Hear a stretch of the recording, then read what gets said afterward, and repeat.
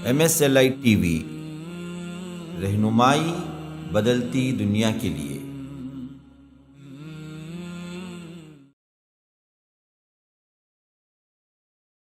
نحمدہ ونصلی علی رسولہ الکریم وبعد۔ قال النبی صلی اللہ علیہ وسلم الحق الفرائض بأہلها فما بقی فهو لأولی رجل ذکر۔ نبی کریم صلی اللہ علیہ وسلم نے ارشاد فرمایا، وراثت کے مقررہ حصے ان کے حقداروں کو دے دو،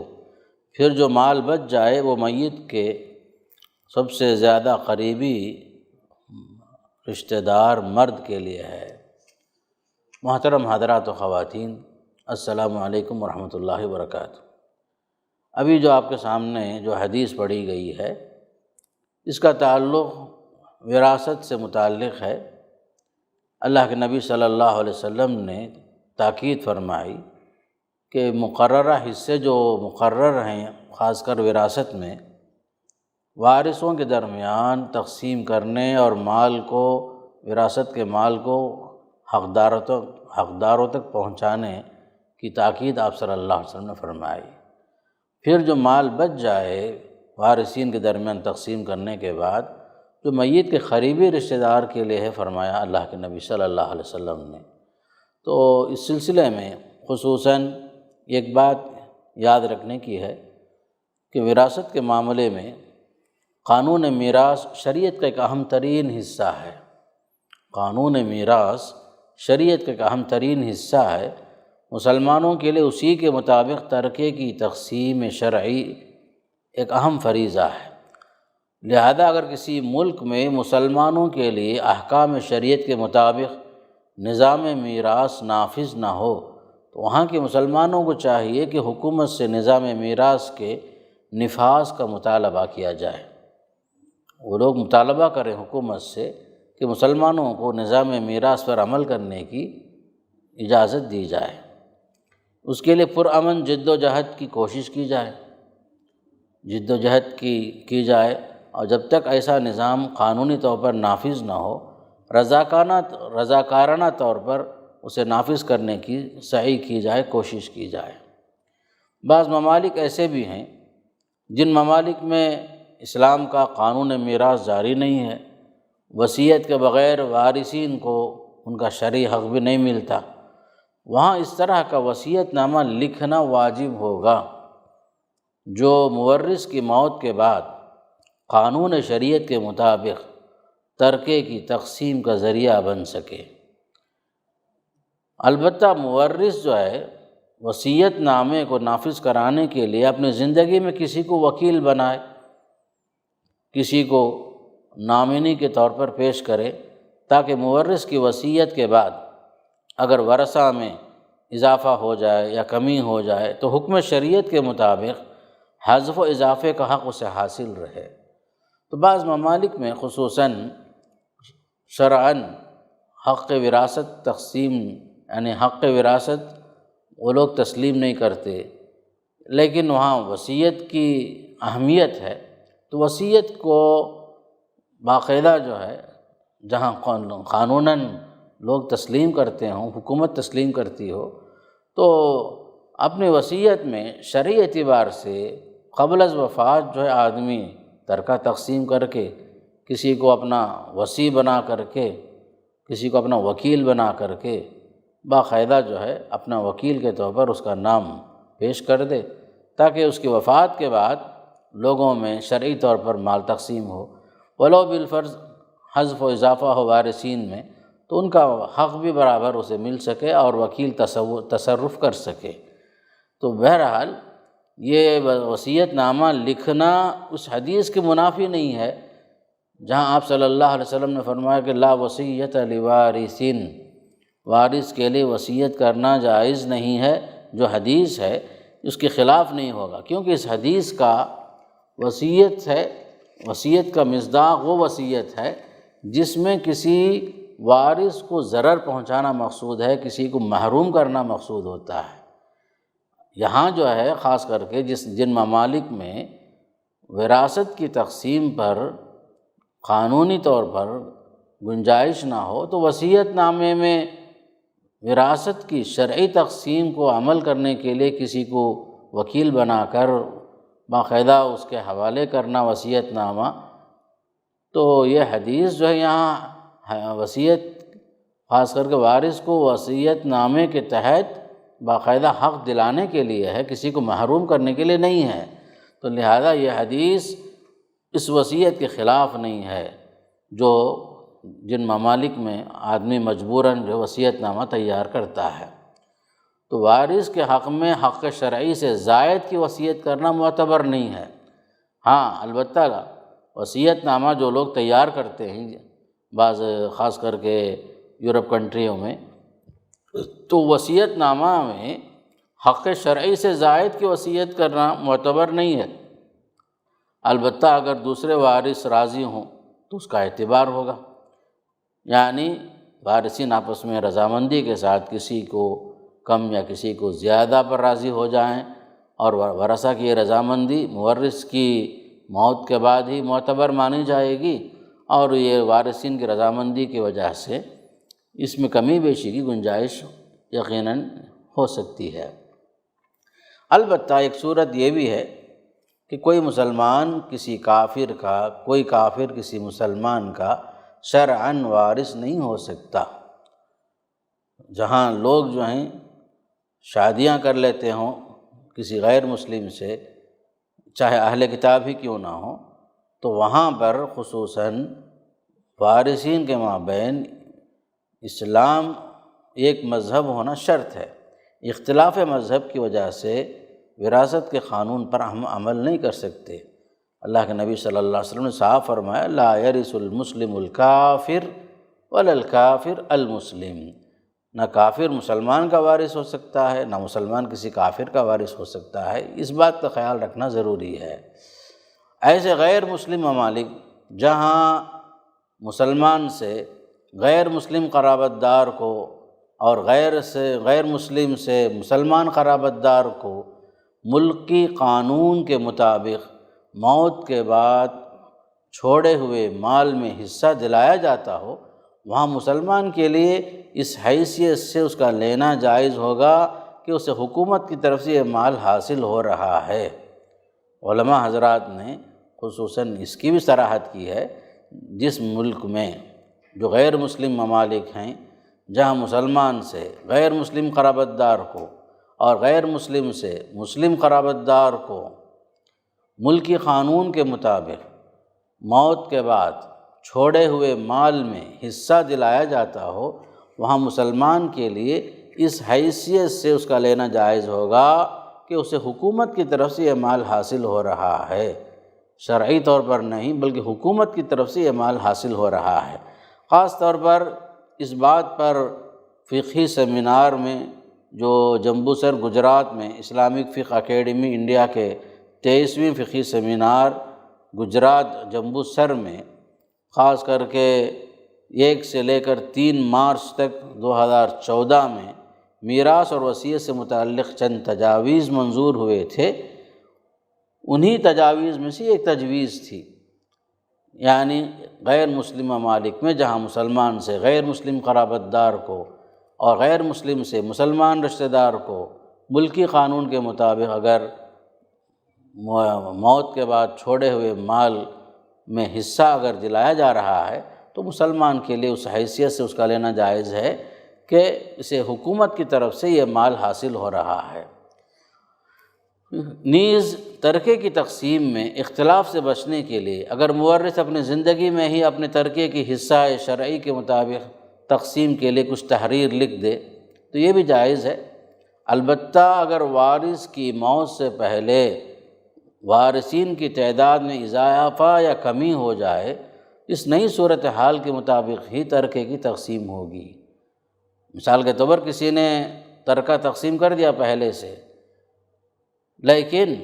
اس کی وفات کے بعد وارثین کی تعداد میں کچھ کمی بیشی ہو تو اس نئی صورتحال کے مطابق ترکے کو شرعی اعتبار سے دوبارہ جو ہے تقسیم کیا جائے تاکہ کوئی حق وراثت سے محروم نہ ہو۔ تو مطلب یہ کہ زندگی میں پہلے سے لکھ کر کے رکھ دینا اور وہ شریعت کے مطابق ہو تو یہ چیز جائز ہے۔ بعض مرتبہ ایسا ہوتا ہے کہ شوہر کے لا ولد ہونے کی صورت میں اگر بیوی کے علاوہ کوئی شرعی وارث نہ ہو تو بیوی دو طرح سے ترکے کی حقدار ہوگی، ایک اپنے حصے شرعی کے اعتبار سے، دوسرے علم میراث کی اصطلاح کے مطابق من یرد علیہم میں داخل ہونے کی وجہ سے۔ لیکن اگر شوہر اپنی بیوہ کا حق محفوظ رکھنے کے لیے کوئی تحریر بھی لکھ دے تو کوئی حرج نہیں ہے۔ بعض شکلیں خاص کر کے وراثت کے ساتھ ساتھ ہبہ کا مسئلہ آتا ہے کہ بعض لوگ عام طور پر یہ سوال کرتے ہیں کہ ہبہ کرنا جائز ہے یا جائز نہیں ہے، ہبہ کی شکل صورت کیا ہے؟ تو خصوصاً یہاں ہبہ میں یہ بات جاننا ہے کہ وفات سے پہلے صحت کی حالت میں پوری جائیداد ہبہ کر سکتے ہیں، البتہ کسی وارث کو محروم کرنے کی نیت نہ ہو۔ بعض مرتبہ لوگوں کی نیت بھی خراب ہوتی ہے کہ کسی کو صرف لڑکیاں ہیں، لڑکے نہیں ہیں، تو وہ شخص سوچتا ہے کہ میری وفات کے بعد میری لڑکیوں کے ساتھ ساتھ میرے چچا زاد بھائی یا میرے چچا یا میرے بھائی یا میرے بھتیجے وغیرہ وارث ہوں گے، ان کو محروم کرنا ہے۔ تو اس نیت سے آدمی پورے مال کو ہبہ کے طور پر کسی کے نام سے ڈونیٹ کرتا ہے، رجسٹریشن کر دیتا ہے۔ تو ایسا کرنا شرعاً جائز نہیں ہے۔ جن کے لیے اللہ تعالیٰ نے حق وراثت ساتوں آسمان کے اوپر سے لکھ دیا ہے اور آپ اسے محروم کرنا چاہتے ہیں تو یہ آپ کی نیت کی خرابی ہے۔ تو اس لیے خاص کر کے نیت کی خرابی کے ساتھ کسی کو محروم کرنے کی نیت سے ہبہ کرنا یہ جائز نہیں ہے۔ تو عام طور پر لوگوں کے معاملے ایسے ہی ہوتے ہیں الا ماشاء اللہ۔ تو ہبہ اپنی جگہ جائز امر تو ہے کہ وفات سے پہلے صحت کی حالت میں پوری جائیداد یا بعض جائیداد کچھ حصہ کسی کے لیے ہبہ کرنا ہو تو ہبہ کر سکتے ہیں، لیکن یہ شرط کے ساتھ کہ کسی کو محروم کرنے کا ارادہ نہ ہو۔ ہبہ کے اندر دو باتیں ہوتی ہیں کہ ہبہ کا طریقہ جو ہے عام طور پر شرعی اعتبار سے دو طریقے ہیں ہبہ میں۔ ایک طریقہ یہ ہے کہ آپ لڑکے میں اور لڑکیوں کے درمیان مساویانہ تقسیم کر دیں، کہ اپنی زندگی میں ہی جو مال آدمی تقسیم کرتا ہے وفات سے پہلے اس کا نام ہبہ ہے۔ تو ہبہ میں یہ عمل جائز ہے کہ آپ برابر برابر تقسیم کریں، مساویانہ تقسیم کہتے ہیں کہ لڑکوں کو بھی لڑکیوں کو بھی برابر برابر آپ نے تقسیم کر دیا، یہ عمل جائز ہے۔ اور دوسری شکل ہے ترکے کی طرح کہ زندگی میں آپ ہبہ تو کر رہے ہیں لیکن عمل آپ کا ترکے کی طرح ہے، لڑکوں کو دگنا حصہ آپ نے دیا، لڑکیوں کو ایک حصہ آپ نے دیا، تو یہ عمل بھی جائز ہے کہ خصوصاً ہبہ کرنے والے کو اختیار ہے کہ وہ مساویانہ تقسیم کرے، برابر برابر تقسیم کرے، یا ترکے کی طرح تقسیم کرے کہ لڑکے کو 2 حصے اور لڑکی کو 1 حصہ، یہ عمل بھی جائز ہے۔ خصوصاً جو جائیداد ہبہ نہ کی گئی ہو تو اس کا شمار ترکے میں ہوگا، جو جائیداد ہبہ نہیں کیا ہے اور مورث کے نام پر باقی ہے تو ایسے مال کی تقسیم شرعی تقسیم کے اعتبار سے، ترکے کے اعتبار سے تقسیم کر سکتے ہیں۔ لیکن یہاں ایک بات یاد رکھنا ہے، خاص کر ہبہ کے معاملے میں اللہ کے نبی صلی اللہ علیہ وسلم نے ارشاد فرمایا اعدلوا بین اولادکم، اعدلوا اتقوا اللہ واعدلوا بین اولادکم، اللہ سے ڈرو اور اپنے بچوں کے درمیان انصاف سے کام لو۔ یہ بات آپ نے اس وقت فرمائی جب حضرت نعمان ابن بشیر کے والد بشیر اپنے فرزند نعمان کو ایک غلام ہبہ میں دینا چاہ رہے تھے، عطیہ کرنا چاہ رہے تھے، تو حضرت نعمان کی والدہ نے فرمایا کہ میں اس ہبہ سے راضی نہیں ہوں جب تک کہ اللہ کے نبی صلی اللہ علیہ وسلم کو اس پر گواہ نہ بنا لو۔ تو چنانچہ بشیر اپنے فرزند نعمان کو لے کر اللہ کے نبی صلی اللہ علیہ وسلم کی خدمت میں حاضر ہوئے اور فرمایا یا رسول اللہ صلی اللہ علیہ وسلم، میں اپنے بچے کو یعنی نعمان کو ایک غلام دینا چاہتا ہوں ہبہ کے طور پر، لیکن میری بیوی کہتی ہے کہ اللہ کے نبی صلی اللہ علیہ وسلم کو اس پر گواہ بنا لو۔ تو اللہ کے نبی صلی اللہ علیہ وسلم نے اہم سوال یہ کیا، اے نعمان، کیا تمہارے اولاد نعمان کے علاوہ اور بھی ہیں؟ حضرت بشیر سے پوچھا گیا کہ نعمان کے علاوہ اور بھی اولاد ہیں تمہارے؟ جب حضرت بشیر نے کہا ہاں اللہ کے رسول، اس وقت اللہ کے نبی صلی اللہ علیہ وسلم نے فرمایا کہ میں اس ظلم پر گواہ نہیں بنوں گا، لا اشہد علی جور، میں ظلم پر، زیادتی پر گواہ نہیں بنوں گا۔ گویا کہ ایک کو دینا، کسی اور کو محروم کرنا، گویا کہ ہبہ میں بھی ظلم کو اللہ کے نبی نے پسند نہیں فرمایا، بلکہ آپ اس پر گواہ بننے تیار نہیں ہوئے۔ اسی وقت فرمایا اتقوا اللہ واعدلوا بین اولادکم، اللہ سے ڈرو، اپنے بچوں کے درمیان انصاف کرو، اور تم یہ چاہتے ہو کہ نیکی میں، حسن سلوک میں ساری اولاد برابر برابر ہو، تو تمہارا مالی معاملات میں بھی برابر ہونا چاہیے، تم کو چاہیے کہ مالی معاملات میں برابری کا معاملہ کرو۔ تو اس طریقے سے ہبہ میں خصوصاً جب کسی کو دینا ہو تو وہاں خصوصاً عدل اور انصاف کا معاملہ کرنا چاہیے۔ عدل اور انصاف کا معاملہ ہو، کسی کو محروم کرنا، کسی کو عطا کرنا، کسی کو کچھ کم دینا اور کسی کو محروم ہی کر دینا، یہ سب جائز نہیں ہے۔ جیسے عام طور پر لوگ جو ہیں آخ نامہ کے نام پر تیار کر لیتے ہیں، کوئی نافرمان اولاد ہے تو اس کو محروم کر دیے، اور کوئی متبنہ ہے تو اس کو مکمل دے دیے اور وارثوں کو محروم کر دیے۔ یہ بھی ایک ظلم ہے، زیادتی ہے۔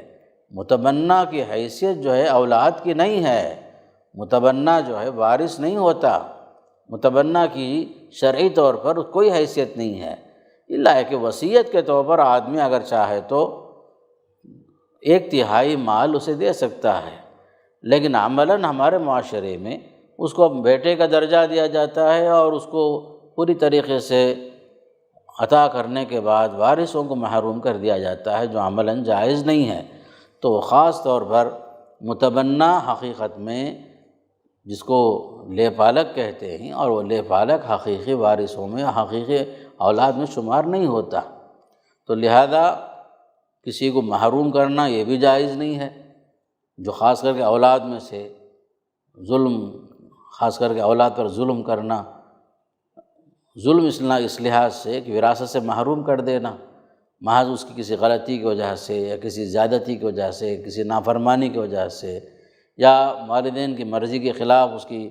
شادی اگر کسی اور جگہ ہو گئی یا اس نے کسی اور جگہ شادی کر لی،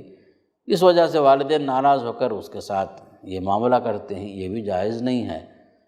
خاص کر کے مالی معاملات ایسے ہیں، وراثت کا معاملہ، یہ سب اللہ کی طرف سے لوگوں کے حصے مقرر ہیں، اللہ نے حصے مقرر کر دیے۔ دینے والا جب اللہ تعالیٰ ہے تو انسان کو یہ جائز نہیں ہے کہ کسی کا حق جو پہلے سے متعین ہے، حصے مقرر ہیں، خصوصاً جو ہے کسی کو محروم کرنا یہ جائز نہیں ہے۔ اور ظلم کی ایک شکل یہ بھی ہے کہ ہبہ میں کسی کو، آدمی کو زیادہ دے دیا، کسی کو کچھ کم دے دیا، یا کسی کو محروم ہی کر دیا، یہ سب شکل جائز نہیں ہے۔ ہبہ میں بھی انصاف کی ضرورت ہے، وراثت کے معاملے میں بھی کسی کو محروم کرنا یہ بھی ظلم ہے، یا متبنہ کو یا لے پالک کو حقیقی اولاد کی طرح پوری طرح وارث بنا دینا، وارثوں کو محروم کر دینا، یہ بھی ایک ظلم ہے، جو ظلم کی شکل میں اللہ کے پاس ناپسندیدہ معاملہ ہے۔ خصوصاً ایک خاص بات ہے وراثت کے معاملے میں یہ بھی کہ جس ملک میں ایک ساتھ سول کوڈ کا مسئلہ ہو، وراثت کے لیے، وراثت کی تقسیم کے لیے گنجائش نہ ہو، تو ایسے ممالک میں، ایسے حالات میں لوگوں کو چاہیے کہ دارالافتاء سے، دارالقضاء سے رجوع کریں وہ لوگ، اور اپنے مسائل شرعی طور پر دارالقضاء سے حل کر لیں، دارالافتاء سے حل کر لیں، اور خاموشی کے ساتھ اپنے شریعت پر عمل کریں۔ بعض حالات ایسے بھی ہوتے ہیں کہ لوگوں کے ظلم و زیادتی کی وجہ سے، وارثین محروم ہونے کی وجہ سے باقاعدہ عدالتوں کا چکر لگاتے ہیں لوگ، چونکہ لوگ اپنی شریعت پر عمل نہیں کرتے، دارالقضاء اور دارالافتاء کے مطابق فیصلے نہیں ہوتے، وارثین محروم رہتے ہیں، تو ایسی صورت میں لوگ مجبوراً جو ہے عدالتوں کے چکر کاٹتے ہیں۔ یہ مسلمان کے لیے جائز نہیں ہے کہ مسلمان قرآن اور حدیث کے ہوتے ہوئے، اس کے تعلیمات کے ہوتے ہوئے اور مالی حقوق پہلے سے متعین ہونے کے باوجود ان کا حق ادا نہ ہو اور وہ مجبور ہو کر خصوصی طور پر عدالتوں کے اطراف چکر لگائیں، زمانہ جو ہے عدالتوں کے پاس گھومتے رہیں۔ یہ مسلمانوں کے لیے جائز نہیں، کسی کو ستانا، کسی کو حق سے محروم کرنا، یہ عمل جائز نہیں ہے۔ تو لہٰذا تمام مسلمانوں کے لیے ایک پیغام یہ ہے کہ اللہ اس کے رسول کے جو قوانین موجود ہیں اس پر عمل کریں۔ مالی معاملات بڑے نازک معاملات ہوتے ہیں، جب تک ہم لوگ حقوق کے معاملے میں برابری کا معاملہ نہیں کریں گے، حقوق کے ادائی میں کوتاہی کریں گے، ہمارے رشتوں کے درمیان یقیناً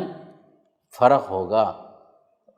رشتے کیوں استوار نہیں ہوتے ہیں؟ رشتوں کے درمیان کیوں جو ہے الفت اور محبت نہیں ہوتی ہے؟ پرانے زمانے میں خاندانوں میں جو محبت تھی اس کی کمی ہم جو محسوس کر رہے ہیں، اس کا ایک سبب یہ بھی ہے کہ لوگوں کے حقوق ادا نہیں ہوتے ہیں،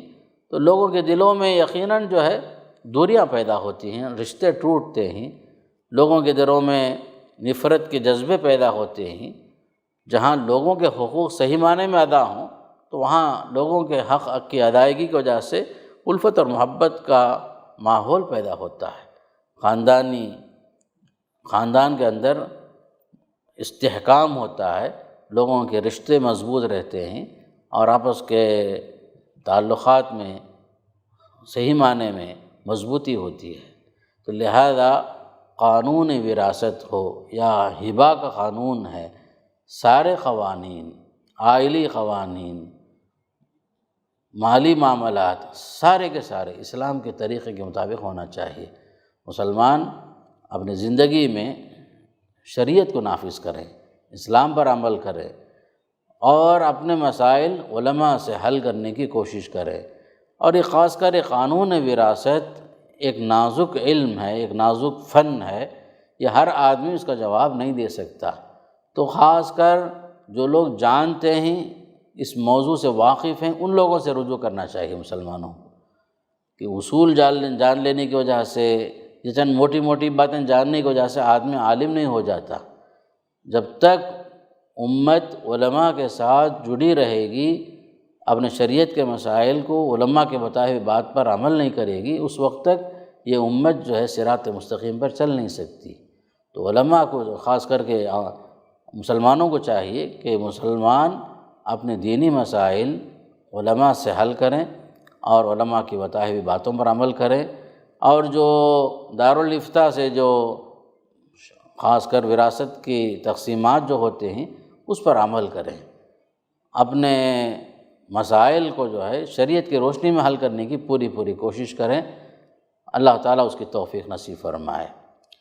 اور خصوصاً جو حدیث ہمارے سامنے ہے، اللہ کے نبی صلی اللہ علیہ وسلم نے جو فرمایا تھا کہ تعلموا الفرائض، علم فرائض سیکھ لو، جان لو اور لوگوں کو سکھاؤ، اور یہ علم سب سے پہلے اٹھا لیا جائے گا، فرمایا اللہ کے نبی صلی اللہ علیہ وسلم نے۔ سب سے پہلے جو علم بھلا دیا جائے گا وہ علم بھی علم میراث ہے، جو علم اٹھا لیا جائے گا وہ علم بھی علم میراث ہے۔ اس لیے آپ صلی اللہ علیہ وسلم نے خصوصی طور پر فرمایا تھا تعلموا القرآن وعلموہ الناس وتعلموا الفرائض وعلموها فإنی امرؤ مقبوض والعلم مرفوع، کہ قرآن سیکھو، سکھاؤ لوگوں کو، علم فرائض سیکھو، جان لو، لوگوں کو سکھاؤ، اس لیے کہ میری وفات ہو جائے گی، مجھے اللہ تعالیٰ بلا لے گا اپنے پاس اور یہ علم اٹھا لیا جائے گا۔ قریب ہے کہ لوگ آپس میں اختلاف کر بیٹھیں گے، خاص کر علم میراث میں اور مسئلے مسائل میں اختلاف کر بیٹھیں گے، خصوصاً علم میراث میں اختلاف کریں گے، لیکن انہیں کوئی ایسا آدمی نہیں ملے گا جو انہیں صحیح بات بتا سکے، علم میراث پر ان کو صحیح معنی میں رہنمائی کر سکے۔ یہ وقت آنے سے پہلے مسلمانوں کو چاہیے کہ اس علم سے بھی اپنا تعلق کو باقی رکھیں اور یہ علم سیکھیں، اور یہ علم سیکھ کر اس پر عمل بھی کریں، لوگوں کو شرعی طور پر ان کا حق بھی ادا کریں، اپنے خاص کر وارثین کے مابین الفت اور محبت قائم رکھنے کے لیے بھی، اسلام پر عمل کرنے کی نیت سے بھی شرعی معاملے میں خصوصاً ترکے کے معاملے میں جلد سے جلد وراثت کو تقسیم کریں، مال موروث کو تقسیم کریں، اور خصوصاً دین اور دنیا کی سعادت حاصل کرنے کی کوشش کریں۔ اللہ تعالی ہم سب کو اس کی توفیق نصیب فرمائے، اور یہ علم خاص کر کے اس کی باریکیوں کے ساتھ ہمیں واقف ہو کر اس پر عمل کرنے کا اللہ ہم سب کو توفیق نصیب فرمائے۔ وصلی اللہ علی نبینا محمد والحمد للہ رب العالمین۔